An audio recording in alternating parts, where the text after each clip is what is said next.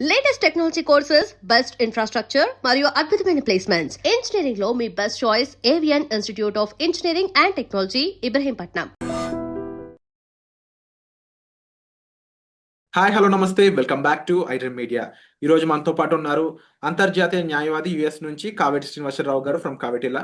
సార్తో మాట్లాడుతూ ముఖ్యంగా ఏదైతే H-1B ఫీ $100,000 ఉందో దాన్ని వెనక్కి తీసుకున్న ట్రంప్, ఈ విషయం గురించి అప్డేట్ తెలుసుకుందాం. నమస్కారం సార్. నమస్కారం. మొన్నటి వరకు ట్రంప్ అందరినీ భయపెట్టాడు. ముఖ్యంగా ఇండియన్ స్టూడెంట్స్ అలాగే ఇండియన్ పేరెంట్స్ చాలా భయపడ్డారు. H-1B ఫీ ఏదైతే ఉందో $100,000. ఒక మిడిల్ క్లాస్ మ్యాన్ ఇంకా అమెరికాలో ఆశలు వదిలేసుకోవాలని ఫిక్స్ అయిన రోజులు అవన్నీ కూడా. సో వినూత్నంగా ఇప్పుడు వెనక్కి తీసుకున్నారు ఆ ఇష్యూని. సో ఎందుకు వెనక్కి తీసుకున్నారు, దానికి గల కారణాలు ఏవై ఉంటారు, ఇది ఎంతకాలం ఆయన ఈ డెసిషన్ మీద నిలబడే ఛాన్స్ ఉందంటారు? ఇప్పుడు ఫస్ట్ ఆఫ్ ఆల్ ఇది మీరు అన్నట్టుగా వెరీ హాట్ టాపిక్. అంటే వెనక్కు తీసుకున్నాడా అంటే ఇక్కడ ఒక 2-3 క్లారిఫికేషన్స్ ఇవ్వాలండి. ఆయన ఏంటంటే ప్రొక్లమేషన్ చేశారు. ఏమని, ఎవరైతే అమెరికాకు రావాలనుకుంటారో H-1B మీద వచ్చే సంవత్సరం నుంచి వాళ్లకు జీతం $1,00,000 కట్టి ఇవ్వాలి. రెండోది, గవర్నమెంట్ ఫీజులు ఉంటాయి యథావిధిగా USCISవి. కానీ ఎవరైతే కంట్రీ లోపలికి వస్తారో రావాలనుకుంటారో వాళ్ళని సర్చార్జ్ లాగా పోర్ట్ ఆఫ్ ఎంట్రీ ముందు $1,00,000 కడితేనే లోపల రావాలని ఒక ప్రొక్లమేషన్ ఇచ్చారు. అంటే ప్రొక్లమేషన్ అంటే ఒక కింగ్ లాగా, అంటే ఒక మొనార్కీ లాగా, ఒక రాజు లాగా ఇచ్చేశారు ఆయన. అంటే రాజ్యాంగ విరుద్ధం అని అనుకోవచ్చు, కానీ ఇచ్చేశారు. ఇస్తే ఏమైంది, చాలా హ్యావక్. అంటే మరి పెద్ద కంపెనీలను సంప్రదించి నేను ఇచ్చాను, చిన్న కంపెనీలు అంటే సంప్రదించలేదు అని, అంటే పెద్ద కంపెనీలు ఒప్పుకున్నారు అని చెప్పి అన్నారు. కానీ ఎక్కడా కూడా వాళ్ళు పెద్ద కంపెనీ వాళ్ళు ఒప్పుకున్న దాఖలాలు లేవు, కనపడలేదు. రెండోది ఏంటంటే ఇక్కడ ఏంటంటే చాలా మంది కేసులు వేశారు. ఏది మన చేంబర్ ఆఫ్ కామర్స్ వాళ్ళు, చాలా మంది ఆర్గనైజేషన్స్ కేసులు వేశారు ఆయన మీద. అంటే ఆయన తీసుకొచ్చిన ప్రొక్లమేషన్. ఇక్కడ మన వ్యూవర్స్కి ఒక 2 విషయాలు తెలుసుకోవాల్సింది ఏంటంటే, ఇలాంటి చేయొచ్చా, ఇలాంటి వెసులుబాటు తనకుందా అంటే, అమెరికన్ రాజ్యాంగం ప్రకారము ఒకవేళ మీరు ఇమిగ్రేషన్ కి సంబంధించిన ఎలాంటి ఫీజులు కలెక్ట్ చేయాలన్నా అప్పర్ హౌస్ లో లోవర్ హౌస్ లో లా పాస్ చేయాలి.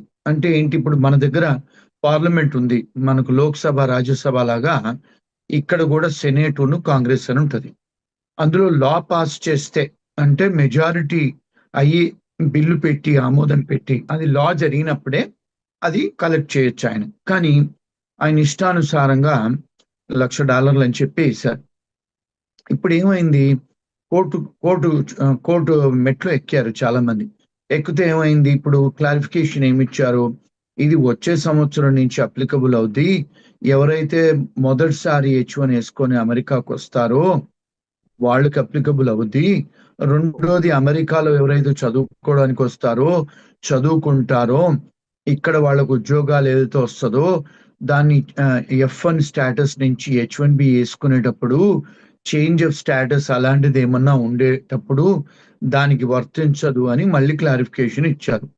అంటే ఇక్కడ ఏంటి అంటే పరిస్థితి, అంటే ఇప్పుడు వచ్చిన స్టూడెంట్స్ ఇక్కడ ఉన్న వాళ్ళకి ఏమన్నా భయపడాల్సిన అవసరం లేదు. వాళ్ళకి ఎవరైనా కంపెనీ వాళ్ళు H-1 ఫైల్ చేస్తే వచ్చే సంవత్సరం కోటాలో టెన్షన్ పడాల్సిన అవసరం లేదు. రెండోది, ఇక్కడ ఎవరైనా H-1Bలో ఆల్రెడీ ఉంటే వాళ్ళు మళ్ళీ H-1B పొడిగించుకునేటప్పుడు, లేదా మళ్ళీ H-1B వేసుకునేటప్పుడు, అంటే పొడిగించుకోవటం ఒకటి, F-1 నుంచో లేకపోతే వేరే స్టేటస్ నుంచి H-1 చేసుకునే వాళ్ళు ఎవరైతే ఉంటారో ఈ దేశంలో, ఏ కంపెనీ ఎవరైనా స్పాన్సర్ చేసేటట్టు ఉండేదైతే వాళ్ళకి ఈ రూల్ అప్లికబుల్ అవ్వదు అని క్లారిఫికేషన్ USCIS వాళ్ళు నిన్నగాక మొన్న వెబ్సైట్ లో పెట్టారు వాళ్ళ దాంట్లో. ఇంకోటి ఏంటంటే, అసలు ఈ $1,00,000 వసూలు చేయొచ్చా అన్న దానికి ఇంకా కోర్ట్స్ డిసిషన్ తీసుకోలేదు. ఎందుకంటే అది బర్డెన్ అవుతుంది కంపెనీస్ మీద. అట్లా $1,00,000 పెడితే, ఇప్పుడు సరే మన ఇండియన్స్ చాలా మంది IT ప్రొఫెషన్లో ఉన్నారు, 72% మన వాళ్ళే ఉన్నారు. మరి వాళ్ళకి ఇది ఎఫెక్ట్ అవుతుంది ఈ రూలు. ఇది ఒక మనకే కాదు, ప్రపంచవ్యాప్తంగా ఎవరు చేసుకోవాలన్నా రూల్ అప్లికబుల్ అవుతాయి. సో అది ఇంకా కోర్టులలో ఉంది, తేలలేదు. సో దాని గురించి ఆయన ఇచ్చిన, అంటే ప్రెసిడెంట్ గా ఇవ్వరు. ఆ డిపార్ట్మెంట్ వాళ్ళు క్లారిఫికేషన్ ఇచ్చి వెబ్సైట్ లో పెట్టారు. అదండి జరిగింది. అంటే ఇప్పుడు ముఖ్యంగా ఇండియా నుంచి వెళ్ళాలి అనుకుంటున్న వాళ్ళకి, వాళ్ళ పేరెంట్స్‌కి ఎటువంటి ఒక కన్ఫర్మేషన్ ఇవ్వచ్చు అంటారు? లైక్ యూజువల్లీ ట్రంప్ అనే పర్సన్ టారిఫ్స్ విషయంలో ఏం చేశాడంటే, సడెన్‌గా 500% అంటాడు, సడెన్‌గా 50% అంటాడు, సడెన్‌గా 20% అంటాడు. ఇప్పుడు ఈ విషయాన్ని కూడా అలాగే మార్పులు, చేర్పులు చేసే, ఎందుకంటే Trump is very innovatable and అలా సర్ప్రైజింగ్ యాక్షన్ తీసుకుంటా ఉంటున్నాడు. ఇప్పుడు ఈ ఫీజ్ విషయంలో కూడా మళ్ళీ సర్ప్రైజింగ్ యాక్షన్ ఏమైనా తీసుకునే ఛాన్స్ ఉందా? లేదంటే ఇది కొంచెం కమిట్మెంట్‌తో కూడుకున్న నిర్ణయంగా చూడొచ్చంటారా? ఇప్పుడు వాళ్ళు ఆల్రెడీ క్లారిఫికేషన్ ఇచ్చేశారు. ఒక్కసారి చేసిన తర్వాత మళ్ళీ వెనక్కి పోయేది ఉండదు. అంటే లాలో దాన్ని కొలాటరల్ ఎస్టాపుల్ అంటారు. హ్మ్. అంటే ఒక్కసారి మీరు నిర్ణయం తీసుకున్న తర్వాత ఒక జడ్జి గారే గాని, ఒక ప్రెసిడెంటే గాని అలాంటి డెమోక్రటిక్ కాన్స్టిట్యూషనల్ బాడీలో మీరు ఒకసారి ఒక డిసిషన్ తీసుకున్న తర్వాత దాన్ని you are stopped from doing back మళ్ళీ వెనక్కి చేసేదానికి లేదు. రెండోది ఏంటంటే ఇప్పుడు ఇక్కడ ఎవరైతే స్టూడెంట్స్ వస్తున్నారో యుఎస్‌కి వాళ్ళు ఇప్పుడు భయపడాల్సిన అవసరం లేదు. ఇప్పుడు ఆల్రెడీ ఉన్న వాళ్ళు కూడా భయపడాల్సిన అవసరం లేదు. ఎవరైనా కొత్త స్టూడెంట్స్ వచ్చి ఇక్కడి నుంచి ఇక్కడ చదువుకొని, ఇక్కడ మళ్ళా చేంజ్ ఆఫ్ స్టేటస్ ఫైల్ చేసుకొని, ఇక్కడ H1 చేసుకునేటట్టయితే ఆ రూల్ అప్లికబుల్ కాదు గనక కొత్త స్టూడెంట్స్ ఎవరైతే వస్తున్నారో లేదా పేరెంట్స్ పంపిస్తున్నారో మళ్ళీ స్టూడెంట్స్‌ని వాళ్ళు భయపడాల్సిన అవసరం లేదండి. అది పేరెంట్స్‌కు మనం ఇచ్చే సందేశం. ఇక ఈ జనరల్‌గా ఈ ఫీజ్ పెరిగినప్పుడు ఒక వర్గం వాళ్ళు అంటే ఇక్కడి నుంచి యూఎస్ వెళ్దాం అనుకున్న స్టూడెంట్స్ వాళ్ళ పేరెంట్స్ కాస్త భయపడడం ఎంతో నిజం ఉంది అందులో. అయితే అమెరికాలో ఆల్రెడీ సిట్యుయేట్ అయ్యున్న పీపుల్ ఎవరైతే ఉన్నారో, వాళ్ళు గ్రీన్ కార్డ్ కోసం చూస్తున్న H1 వాళ్ళు ఎవరైతే ఉన్నారో, వాళ్ళు మాత్రం కాస్త మనకు కొంచెం ప్రాసెస్ త్వరగా అయ్యే ఛాన్స్ ఉంది అని ఒక గుడ్ న్యూస్‌లో భావించారు దాన్ని. రీజన్ వచ్చేసి కొత్త H1లు రావు. ఉన్న H1లు త్వరగా ప్రాసెస్ అవుతాయి అనేది. మరిప్పుడు అది వెనక్కి వెళ్ళినట్టేనా? అంటే ఇక్కడ ఏమవుతదంటండి, ఇప్పుడు మీరన్నది కరెక్టే.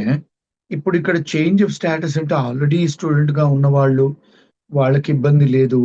మళ్ళీ ఆల్రెడీ H1లో ఉన్నవాళ్ళు, వాళ్ళకి ఇబ్బంది లేదు. అంటే కొంత కొంత కొత్త H1s బయట దేశాల నుంచి ఎవరైనా తేవాలంటే వాళ్ళు రారు, చెయ్యరు వీళ్ళు. కంపెనీస్ చెయ్యరు, ఏం చేయరు. మరి అలాంటిది అయినప్పుడు ఒక బయట ఒక మెసేజ్ వెళ్ళిపోయింది గదా! ప్రపంచానికి టెక్నాలజీ వర్కర్స్‌కు అంత ఇది లేదు అక్కడ. లూక్రేటివ్‌గా ఉండదు. ఎందుకంటే ఆల్రెడీ 20 ఏళ్ళు, 18 ఏళ్ళు వెయిట్ చేస్తున్నారు H1బి.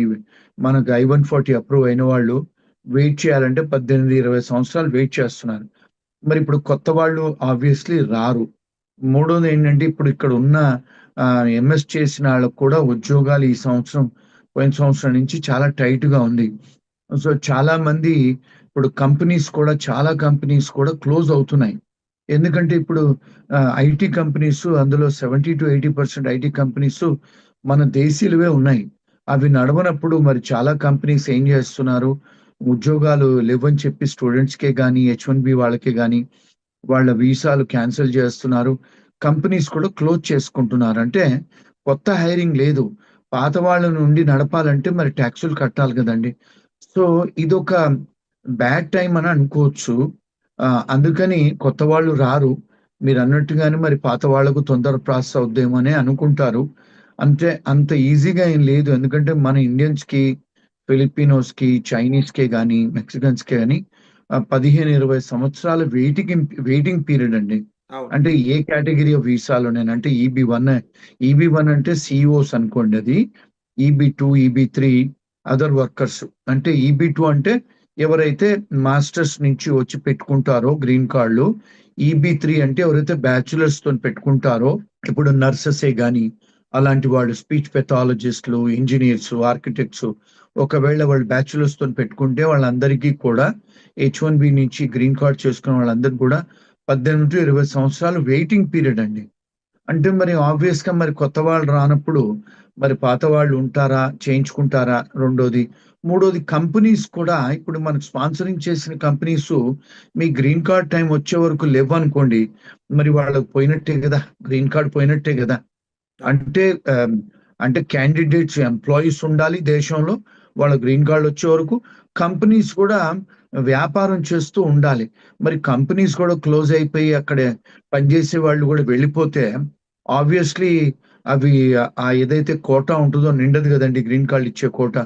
కొంత బెటర్ అవుద్దని నేను అనుకుంటాను. అంటే ప్రాక్టికల్ ఇదంతా రీజనింగ్, అంతేగాని లాజికల్ రీజనింగో లేకపోతే లీగల్ రీజనింగ్ కాదండి. అంటే మనం అంటే అనుభవపూర్వకంగా చెప్పేది. ఇలాంటి జరిగితే కంపెనీస్ క్లోజ్ అయినప్పుడు, లేకపోతే ఎంప్లాయీస్ తీసుకోకుండా వెళ్ళిపోయినప్పుడు, వేరే కంట్రీస్ కు వెళ్ళిపోయినప్పుడు ఆబ్వియస్లీ అక్కడ కొన్ని వీసాలు అవైలబుల్ ఉంటే గనుక వాళ్ళు సర్దుబాటు చేస్తారు ఉన్న వాళ్ళు. Thank you so much sir, information మాకు బ్రీఫ్ గా అందించినందుకు. అలాగే నెక్స్ట్ ఎపిసోడ్ లో I-140కి సంబంధించిన కొన్ని విషయాలు అయితే క్లియర్ గా మనం కావేటి సార్ నుంచి తెలుసుకుందాము. And for more videos, Please subscribe to iDream. Please subscribe to iDream. Please subscribe iDream. And please subscribe to iDream. For more videos, subscribe to iDream. please like, share, and subscribe to the channel. Congratulations, iDream. Subscribe to iDream. Subscribe to iDream. So subscribe to iDream Media. iDream की iDream team अंदर की huge congratulations. Please subscribe iDream Media. Please subscribe to iDream. Subscribe iDream. Please subscribe to iDream. iDream అంటే నా కళల ఛానల్ను subscribe చేసుకున్న నోరు తిరుగుతలేదు, మీరైతే గంట గుర్తు కొట్టండి. For more such videos, please subscribe to iDream. Subscribe to iDream. Please subscribe to iDream. Please subscribe iDream Media. Please do subscribe to iDream. Please subscribe to iDream Media. For best entertainment and information, please subscribe iDream. And don't forget to subscribe to iDream.